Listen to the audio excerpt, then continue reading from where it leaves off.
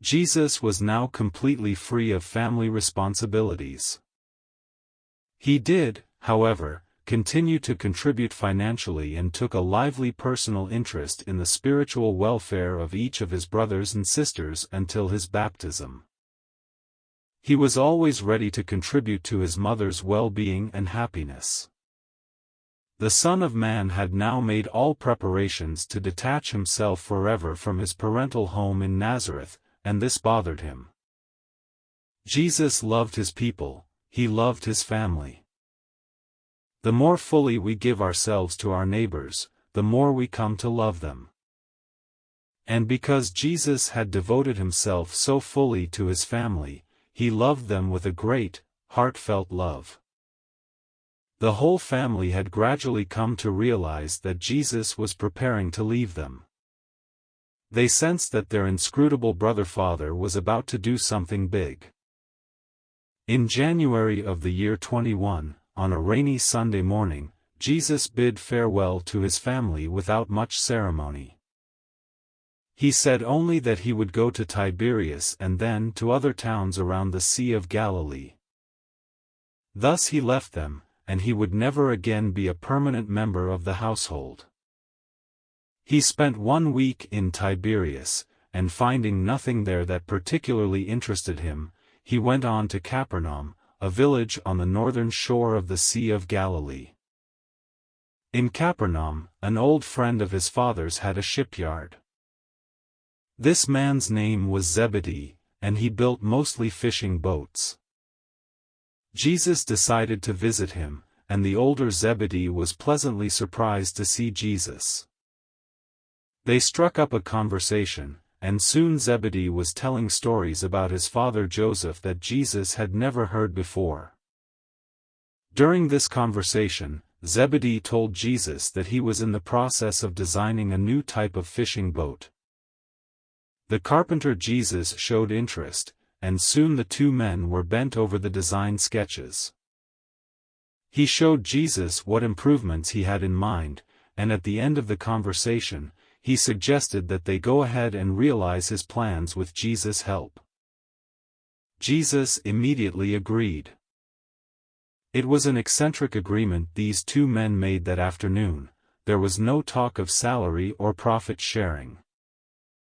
Jesus never formally talked about a salary or his share with Zebedee. But this old man kept punctual records of the work Jesus did and always managed that salary for him. Zebedee invited Jesus into his home, where he was given a room and soon became a member of the family. Jesus worked with Zebedee for a little over a year.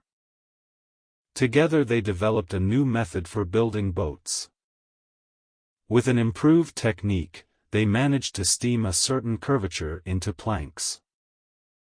The new boats that resulted from this collaboration between Jesus and Zebedee were of excellent quality. This new type of boat was faster, more stable, and safer, so they soon became popular among fishermen. The orders poured in, and the Zebedee shipyard could hardly handle the amount of work. Within 5 years, practically all the boats on the lake were from Zebedee's workshop. Jesus gained fame in Galilee as the shipbuilder of the new boats. Zebedee was quite wealthy. His shipyard was located in Capernaum, and his large house was located a little west on the coast, about where the northern Jordan River flows into the Sea of Galilee, near the fishing village of Bethsaida. This large house would later become the headquarters of Jesus and his apostles for many years. Zebedee was a wise man, and Jesus greatly enjoyed this time working with a father figure. Zebedee's wife, Salome, was a sister of Annas, who at that time was the high priest in Jerusalem, a very influential man among the Sadducees. Salome became a great admirer of Jesus. She came to love him with the same love as if he were her own child. Zebedee had 3 sons, James, John, and David, and 4 daughters. Jesus was soon welcomed into the family as an older brother. James was married and lived near the big house in Bethsaida. He also already had small children. James and John later became his apostles. David took on the role of liaison between different groups of believers by himself during the time Jesus worked in public. The three brothers did not work in the shipyard, they were fishermen. This whole year, Jesus sent money to Nazareth every month. He returned to Nazareth in October to attend his sister Marta's wedding, and it was more than 2 years before he came to Nazareth again, shortly before the double wedding of Simon and Judas. When he had to pay taxes, Jesus registered as a skilled artisan at Capernaum. From that day until the end of his life on earth, he was known as a resident of Capernaum. Jesus was an eccentric figure in Capernaum. Soon everyone knew him. He was not bigoted or otherworldly, but his wisdom and way of life elevated him far above the other villagers. Soon he was invited to preach in the synagogue, and he grew to be a beloved speaker. One evening a week, he devoted to dealing with older people, and one evening he spent with young people. There was something familiar and inspiring about Jesus' personality that attracted young people. He always made them feel comfortable with him. Perhaps the great secret that allowed him to get along with them so well was the twofold fact that he was always interested in them while he rarely gave advice unless they themselves asked for it. Capernaum had a large new synagogue with an extensive library. Jesus found many scrolls unknown to him there. In that year, he spent many evenings in this library, where he made an in-depth study of all this literature. Zebedee's family almost worshipped Jesus, and they were never absent from after-meal conversations. Jesus often held a question-and-answer session then.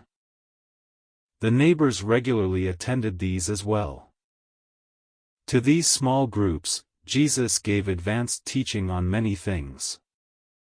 He never went beyond what could be understood.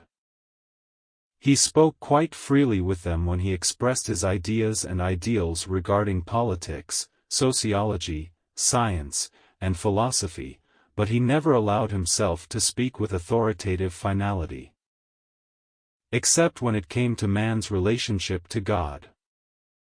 Once a week, Jesus held a meeting with all the shipyard staff. Zebedee employed many people. By these workmen, Jesus was first called the Master. They all loved him. He enjoyed his work in the shipyard and working with the elder Zebedee. His brother Judas regularly came to Capernaum on the Sabbath to hear Jesus speak in the synagogue, and he often stayed a while afterward to talk with him. The older Judas became, the more he came to realize that his eldest brother was truly a great man. The days of his public appearance were now fast approaching. There were now several more years in which he would make long journeys and be personally active in very different fields. His formation as a man of this world had to be completed before he could begin his career as a teacher and preacher.